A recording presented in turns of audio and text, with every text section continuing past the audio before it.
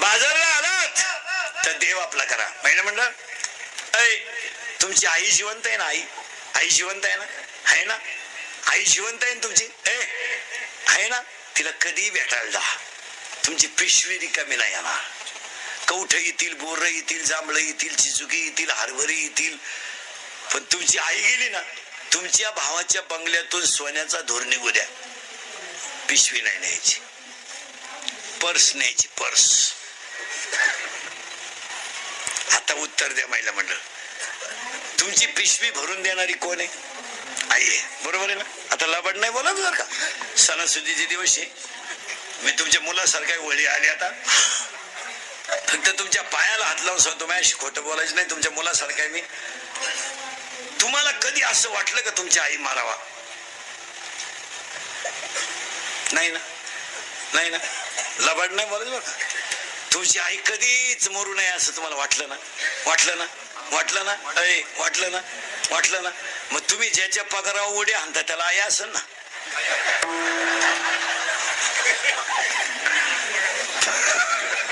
म्हणजे त्याची उलथावा तूही जागावा. देव लय भारी आयडिया करतो, त्याची ठुतो.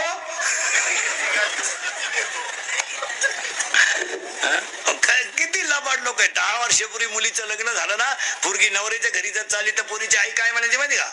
जबाबदारी आमची संपली, तू तुझा संसार, कष्ट करायचे, तक्रार आल्यावर जर तक्रार आली तर थोबाड फोडून टाकेल, आई म्हणायची. आता या 2-4 वर्षापासून आई काय सांगते माहिती पोरीला? एखादा महिना पाय, सगळ्यांचा अंदाज घे, नाही तर पाहुणा इकडे घेऊन ये, त्याला आपण टपरी टाकून देऊ. पा दरिद्री 50% पोरींच्या संसाराचं वाटोळं तिच्या आईनं केलं. इतकी खोड आहे आईला, इतकी ती पण दिसते अशी. फक्त पुरीचा फोन आला, चालली थोबाडवाशी. तुला काम नाही काय तिकडे? कांद्यातलं गाबा का मर ना का? दुसरीची घरं बिगडी ती.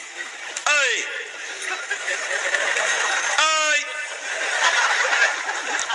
जर आजपासून पुरीच्या घरी डोकं लावलं, तू कशावरही लिहून ठेव, आज वर्षानच तुझं श्राद्ध येणार.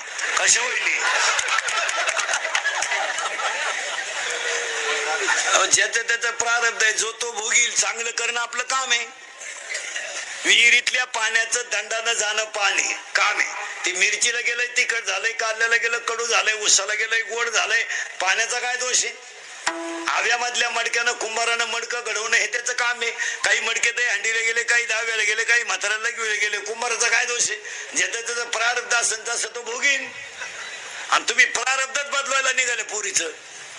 महाराज 10-10 लाख रुपये घालून सुद्धा पुरींच्या आयाने पुरी नांदू दिल्या नाहीत. घेऊन आली, मला काही जड नाही म्हणली.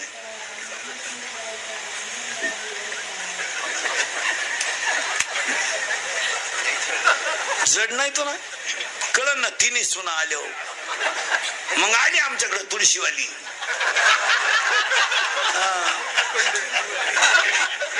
प्रस्थान कवाय म्हणते, प्रस्थान प्रस्थान कवाय? आपण म्हणलं का ज्येष्ठ महिन्यात लांबलं काय ना बाई.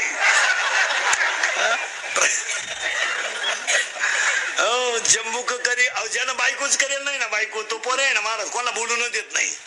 बायको करू दे, अशी नीट करून टाकीन बायको आपल्या पुढं, नीट करीन. गपचीप बस, असंच म्हणायचा तो बाप भाऊ. तो तर सासरवाडीला कांदे वाट्यानं करायला गेला भाऊ. ते इकडं झिरती का? जिला सुन नाही ना एकही, तिथं टक्कळच फोडू देते नुसत्या, कोणाला बोलून देत नाही. माझ्या डोळ्या देखत आणायची, माझ्या डोळ्या देखत आणायची. अण्णा अंग पयान, तुला अजून सुनाचा झटका माहित नाही.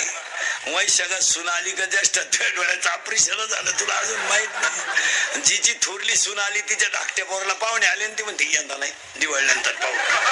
पहिलीनं जेवढी जिरावली. माझी भाषा नाही, मी ओव्यांप्रमाणे तुम्हाला 5 पर्यंत देणार. हो, जम्बूक करी गर्जना जो देखिली नाही पंचानना. कोलेची कुई फक्त वाघ दिसेपर्यंत सिंह दिसेपर्यंतच चालती. काही लय दिवस चालत का? हाताने इज्जत घालायची. संसार एवढा नेट लावून काय करायचा? काय मागच्याला घे नाही. आता हे मी 3 करतो रोज, हलक्या हाती 3. जवळ काढलं चौथे काढतो 3 तास मग माझे नुसते माईकला लागू लागू होट चढली वारा नुसतं माईकला लागू लागू होटच गेली नुसती होट आतून लाल लाल जर झाली नुसती आदळून 6 तास बोलतो रोज. मग आता महापोरे म्हणणार आहे का माझ्या बापाला लय कष्ट केले. तो म्हणणार मजा आणलं त्यानं. रोज 3 गाव हिंडायचा चांगला नादावला होता बाहेर. यांना काय केलं नाही महाराज. आपणच सावध व्हायचं लोकांना नाही सांगायचं. आपल्या पोऱ्यानं आपली मर्यादा सोडली त्या दिवशी आपण त्याच्यातून रिटायर. काय मत आहे तुमचं? ज्या दिवशी आपल्या पोऱ्याच्या तोंडाचा वास आला ना क्वार्टरचा त्या दिवशी कष्ट बंद बंद. का करायचे? भजन नाही करायचं, दिंडीला पंगत नाही घालायची, या नालायकासाठी बांध कुरकुरू जमीन वाढायच्या, नाकडे टाकू टाकू मोटरी चालवायच्या, शिंगड्या खाली घालू घालू मोन्या टाचायचं, आपण पाणी मारून दूध विकायचं नाही, नालायकानी पाणी टाकून प्यायची. कायला कमवायची? काय कमवायचं काम राहिलं शिल्लक? भारीत भारी टीव्ही घ्यायचा, बायकोला भारीत भारी गाजरा घ्यायचा, 1.5 किलोमीटर वास गेला पाहिजे असं बायको डोक्याचा नसला. भारी गाजरा आणायचा, बायको चांगली ब्युटी पार्लरला न्यायची, मस्त पैकी मधल्या फटीत चमकी बिमकी भरून आणायची, मस्त एक हात बायकोच्या गळ्यात, मस्त मालिका पाहत बसायचं. बस पोरे म्हणला असं का केलं भाऊ? मी पेरलं एक उतारलं दुसरं. आता मला मशागतही करायची नाही, वावरच खाट ठेवायचंय. तुला काय करायचं? कमीत बसायचं येड्यावानी. महाराजांची भाषा नाही. महाराज अंतकाळीचे कोणी नाही नाही हो. आपण फक्त आपल्या पुरते. एखाद्या बाईचा नवरा तरुणपणात मरू द्या बरं. काय बोंबलं ती बाई, काय थोबाड झोडू झोडू रडती बाई. देवान तुझी रान रणकीन झाली, मेल्यान मला काल आठवलं, त्यांना काल आणि आलं. आता काय माझ्या जगण्यात मजा आहे. येतेच त्यांच्या संग नवरा जळवतो ती आगी कवडी ती आणि 2-4 बाया तिला माग वडी द्या. अशी दिल्ली करा बरं. जाळाजवळ न्यायची ना अशी दिल्ली करायची. शिंगाट घरगाठील ती.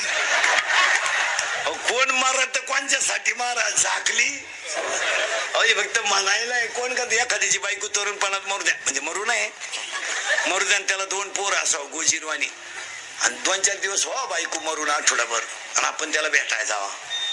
ते असं दारात बसलं राहत. पोरं खेळा त्या अंगणात, आपण त्याच्या जवळ जायचं आणि त्याला म्हणायचं काय चालय काय चालय. तो म्हणतो काय चालायचं. वाटलं झालं परपंचाच. जगण्यात मजा नाही राहिली.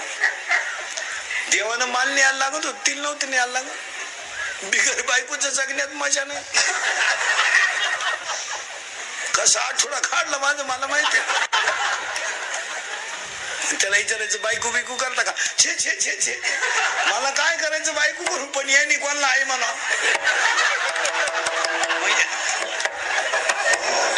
मग यांची आई त्याची मावशी होईल, कारण लबाड जनता आहे महाराज. लबाड लोक आहे हो. फॉर्म भरायला अख्खं गाव, प्रचाराला अख्खं गाव, उमेदवार पडला एकटाच घरी आलो, कार्यकर्तेच गायब. कार्यकर्ते दुसऱ्याचा गुलाल उधळून मोकळे, कष्टाचं चीज झालं, मुतले तिकडं. महाराज जी मंडळी गाथाटा काय पाण्यात होती तीच मंडळी वैकुंठ गमनाला होती, आणि जी खापर देऊ नका म्हणत होती तीच समाधीला रडायला होती. काय बोलायचं महाराज? तेच मोठे रडत होते ज्यांनी खापर द्यायची बंद केली. काय बोलायचं महाराज? म्हशीच्या येडग्याची तुलना लोकांनी ज्ञानोबाला शिकली हो. अहो समाज फक्त खिस्सा गरम आहे तवरच आहे. भुईमुगाच्या शेंगात दाना आहे तर त्याचा मुक्काम पोत येते, दाना निघून गेलो त्याचा मुक्काम सुलीते. 20 वर्ष आपण पोरगी सांभाळली, पोरगी नवऱ्याच्या घरी जाताना रडत सुद्धा नाही. सनाट निघती फुलाच्या गाडी उलटी बापाला अशी हात करते, अशीच हप्ते पेडा तर दुसरा हप्ता घेऊन येते. काय आलंय हो. बारीक अभ्यास करणं महाराज काही नाही महाराज. गाथ्यातलं एक वाक्य अनुभवाचं आहे. तुमचं काय मत आहे? तुकोबारायच्या जीवनात जेवढे अनुभव आले ना तेवढे बिचारीने जसेच्या तसे जगासाठी लिहून ठेवले. 42 वर्षात तुकाराम महाराज म्हणजे कधी रडलो नाही, पण जेव्हा गावातल्या लोकांकडे भिकच मागायची माझी पंचायत झाली तेव्हा बाकी डोळ्यात पाणी यायला लागलं. कोपला पाटील गावचे हे काय बोलायचंय महाराज. तुकोबाराय सारखे 400 एकर जमीन दान केली तुकोबाराय लोकांना. काय वाईट दिवस आणले महाराज लोकांनी. काय विचारायचंय महाराज. बायको गेली, पोरग गेला, अन्न पाण्या वाचून पोरग गेलो, रडले नाही कधी. पण 42 वर्षाच्या इतिहासात कधी डोळ्यात पाणी नाही आलं. पण ज्या दिवशी खडकावर बसून भजन केलं, गाथा जेव्हा पाण्यावर तरला आणि देव जेव्हा पाण्यात उभे राहिले तेव्हा तुकोबाराय रडले. काय बोलायचं, प्रार्थनाच केली देवाकडे, श्री अनंता काय बोलायचं महाराज, काय अभंग तुकोबारायला नेऊन ठेवले. बस नको देवा, आता मी अवगुणी अन्यायी, मला यांच्यात राहायचं नाही रे बाबा. मी 42 वर्ष राहिलो, माझं मला माहिती. आता पाणी आलं डोळ्यातून आणि अभंगाची ओळ बाहेर पडली. आता दिसून हे जना ऐसे करीना. काय महाराज भाषा आहे संतांची. मला राहायचं नाही, यांच्यात राहू नये, काही उपयोग नाही. अहो माझ्या बायकोलाच माझ्या संग यायचं नाही तर जगाचं काय घेऊन बसलं. माझी स्वतःची पत्नी सुद्धा माझ्या बरोबर वैकुंठाला यायला, गल्लीतल्या लोकांना आरुळे देऊन सांगितलं, अरे तुम्हाला देव न्यायला आलाय, तुम्ही चला.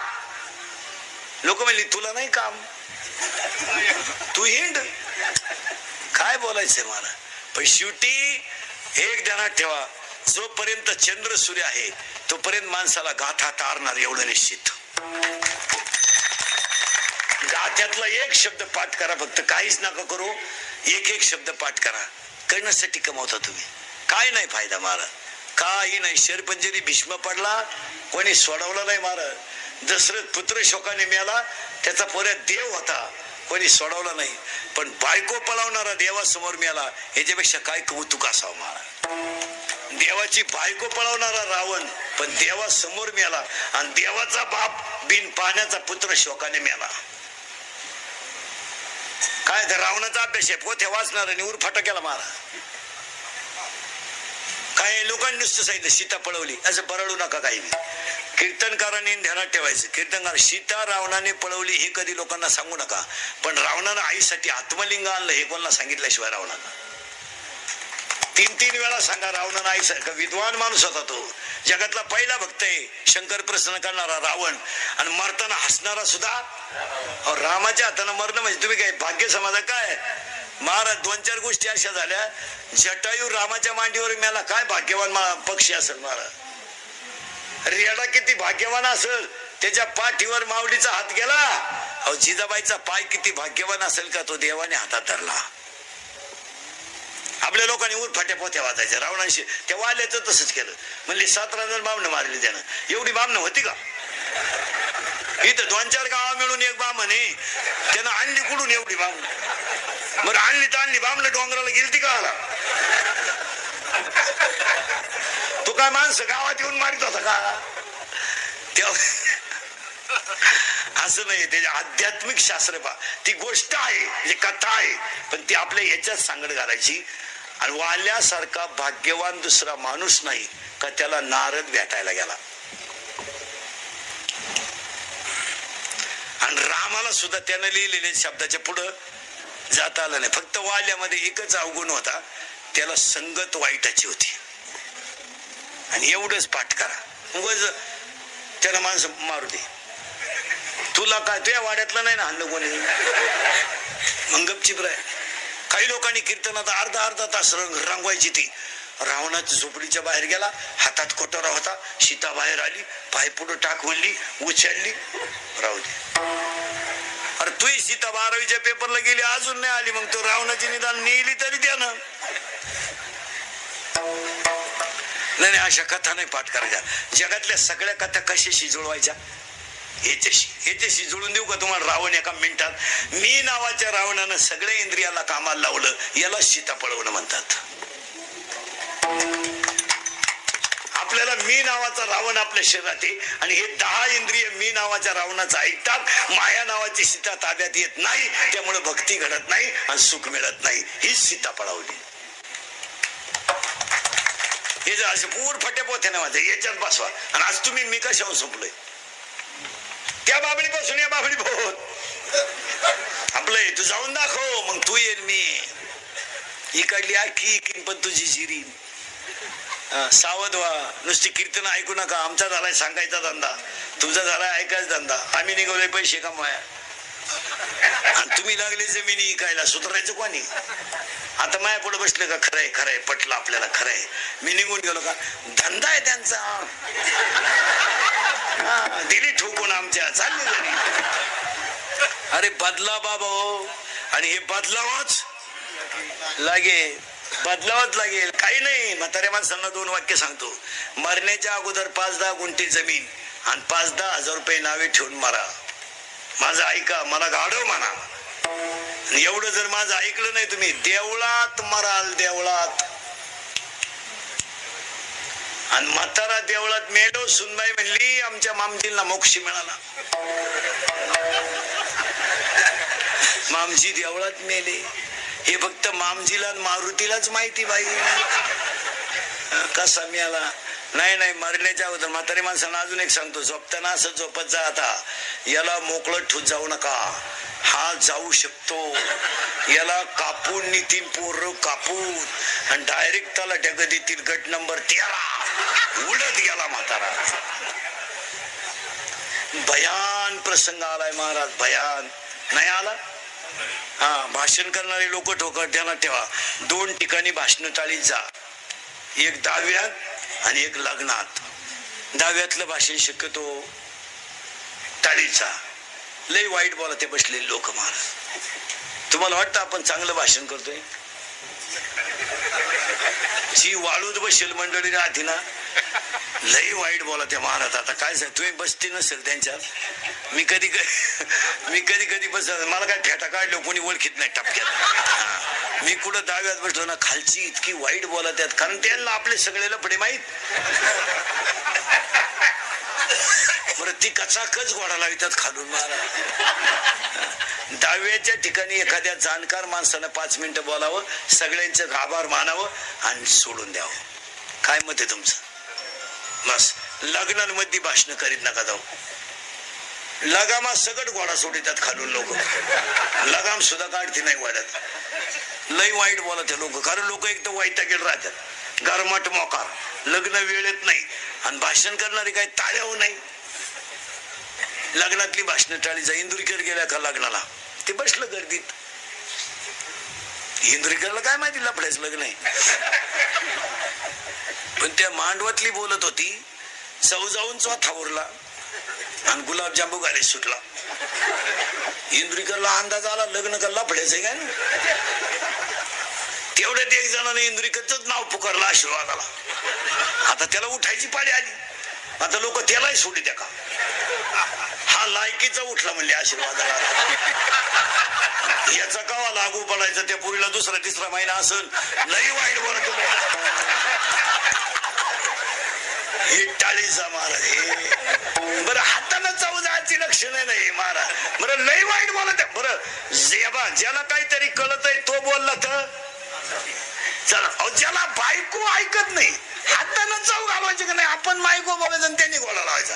म्हणजे कॉलेज सुटलं 2-4 कबरे बांड्या पोरी होते शांबड्या, भांगार केस, पण इकडं इथल्या पट्टीत चमकी,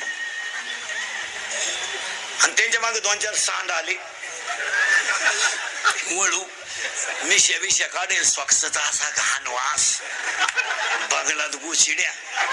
आता चौकशी जाती माणसाची. पा ते पोरग त्या पोरीला पाहिल्यावर काय म्हणलं माहिती का, अरे चंद्राचा दिवसा उगला.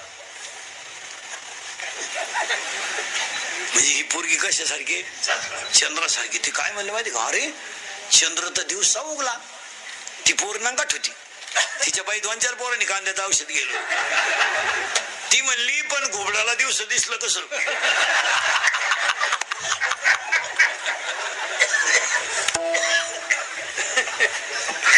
हाताला चव घालवायचे लक्षण आहे काही. याला म्हणायचं घर जाळून कोळशाचं दुकान. काय चव घालायचं नाही. सावध राहा महाराज, काळ फार वाईट येणार.